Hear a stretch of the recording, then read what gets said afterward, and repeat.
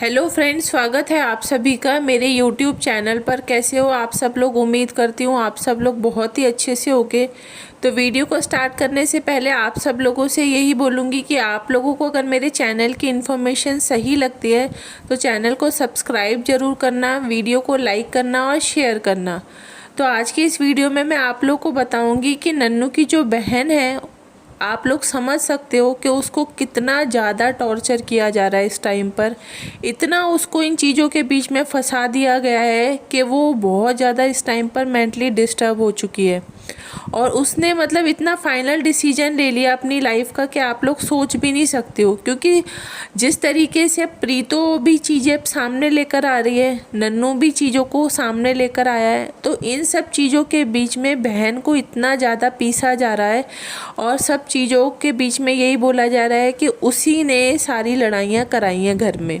जिस तरीके से जो नन्नू है, नन्नू प्रीतो की बहन को टारगेट करता है और जीजा को टारगेट करता है, उसी तरीके से जो प्रीतो है वो हर चीज़ के लिए नन्नू की बहन को ब्लेम करती है। उसका कहना भी यही होता है कि जब मेरी शादी हो गई थी, प्रीतो को ऐसा लगता है कि शादी होने के बाद जो एक वाइफ की जो जगह होती है, मतलब नन्नू की लाइफ में जो प्रीतो की जगह होनी चाहिए थी, वो जगह उसकी बहन ने ले रखी थी। आप सोच सकते हो कि किस तरीके की बातें सामने आ रही हैं कि मतलब नन्नू मुझसे कुछ नहीं पूछा करता था। वो सारी जो भी बातें होती थी, जो भी फैसले लेने होते थे, जो भी छोटी मोटी घर की बातें होती थी, वो सारी अपनी बहन से पूछा करता था। तो वही उसका कहना है कि ये कहीं ना कहीं हमारी लड़ाई की एक बहुत बड़ी जड़ होती थी। क्योंकि जब भी वो मायके आती थी, यानी कि नन्नू की बहन जब भी मायके आती थी, तो इन लोगों की लड़ाइयाँ फिक्स होती थी।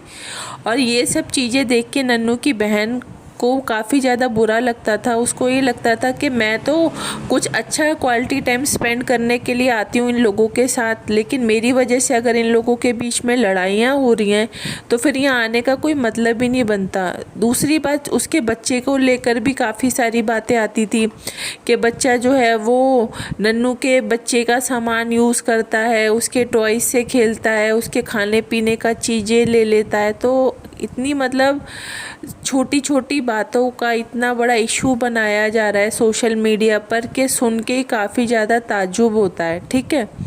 दूसरी बात, उसी तरीके से नन्नू का भी कहना ये है कि नन्नू आज भी जो चीज़ें बोल रहा है उसमें उसने यही बोला है प्रीतो को कि तुम अपने लिए स्टैंड लेना सीखो।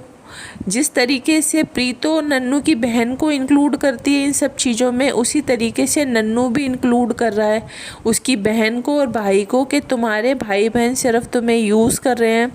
आज तुम कमाती हो इसलिए आज वो तुम्हारे साथ हैं।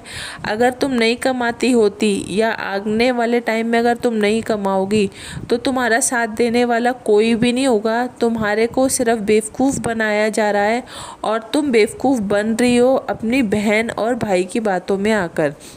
तो इस तरीके से ये लोग आपस में एक दूसरे की गलतियों को तो गिनवाते ही हैं, अपनी गलतियां ये लोग नहीं मानते। ना नन्नू ना प्रीतो एक बार भी अगर ये लोग अपनी गलतियों को माने कि हाँ चलो ठीक है हम लोगों ने ये गलतियां की हैं। क्योंकि देखो कभी भी ऐसा नहीं होता कि सारी गलती एक की हो, इसलिए मैं ये नहीं बोल सकती कि सारी गलती नन्नू की ही है या सारी गलती प्रीतो की है। दोनों ही तरफ से गलतियाँ हुई हैं। अगर चाहते ये लोग तो अपनी गलतियों को मान लेते और मान के अगर रिश्ते को अच्छे से चाहते तो आगे बढ़ा सकते थे। लेकिन दोनों ने ही ये बात ठान ली है कि उन लोगों को अपनी गलतियां नहीं माननी, बस एक दूसरे को ब्लेम करना है। जब हम नन्नू के व्लॉग देखते हैं, जब नन्नू अपनी सारी सच्चाई हम लोगों को बताता है, तो ये लगता है कि नन्नू जो बात बोल रहा है वो 100% सही है, वो अपनी जगह बिल्कुल सही है। ठीक है। लेकिन जब बात प्रीतो की आती है और जब प्रीतो का साइड हम लोग सुनते हैं, तो जिस तरीके से कल का उसका व्लॉग आया उसमें वो काफ़ी ज़्यादा रो रही थी, तो हम लोग खुद इतनी बार कंफ्यूज हो जाते हैं कि कौन सच बोल रहा है और कौन झूठ बोल रहा है। क्योंकि प्रीतो की जब स्टोरी उसके मुंह से सुनी तो हमें लगा कि प्रीतो जो बातें बोल रही है वो पूरे तरीके से ठीक है। तो जो ट्रू सब्सक्राइबर्स हैं, जो इनसे इमोशनली अटैच हैं, ठीक है, वो लोग इनकी बातों में बहुत जल्दी आ जाते हैं। क्योंकि आप लोग समझ सकते हो कि दो लोग जब एक दूसरे को ब्लेम कर रहे हैं, लगातार एक दूसरे के ऊपर उंगलियां उठा रहे हैं, ठीक है, तो ऐसा बिल्कुल हो ही नहीं सकता। दो में से एक तो कोई है जो झूठ बोल रहा है, और झूठ की इतनी ज़्यादा लिमिट क्रॉस कर दी है कि सोशल मीडिया पे आप इतने लोगों के सामने इतने बड़े बड़े झूठ कैसे बोल सकते हो।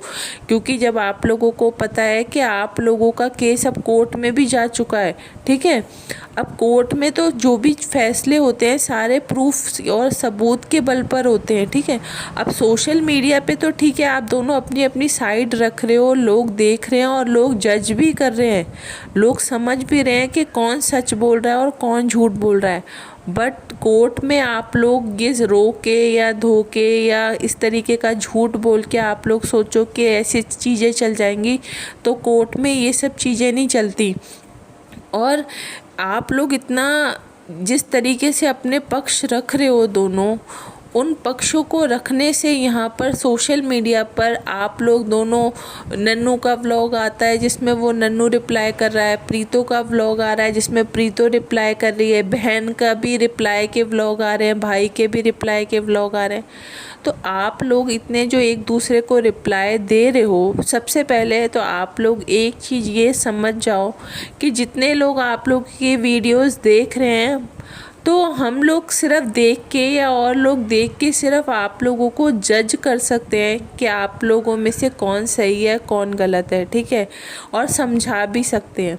लेकिन समझना ना समझना वो आप लोगों के ऊपर डिपेंड करता है और आप दोनों की फैमिली के लोगों के ऊपर डिपेंड करता है कि वो लोग आप लोगों को कितना समझा रहे हैं और आप लोग कितना समझ रहे हो। क्योंकि इस तरीके से डेली डेली अगर आप लोग लोगों के सामने सफाइयाँ अपनी रखोगे, कभी प्रीतो रखे कभी नन्नू रखे, तो आप लोग ये सोचो कि आप लोग खुद मेंटली डिस्टर्ब हो रहे हो इन चीज़ों से। आप लोग खुद बोल रहे हो कि हम लोग ढंग से खाना नहीं खा पा रहे। तो मुझे नहीं लगता पर्सनली कि ये कोई सॉल्यूशन है सोशल मीडिया पे अपने घर की हर छोटी छोटी बातों को लोगों के सामने रखना।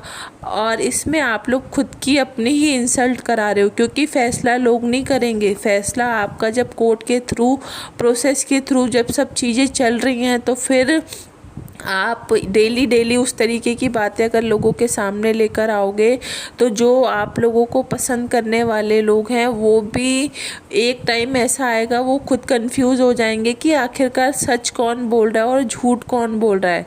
क्योंकि हम लोग समझते हैं, हम रिएक्शन चैनल वाले जो लोग हैं वो बहुत अच्छे से समझ जाते हैं कि इस टाइम पर कौन झूठ बोल रहा है और कौन सच बोल रहा है, ठीक है।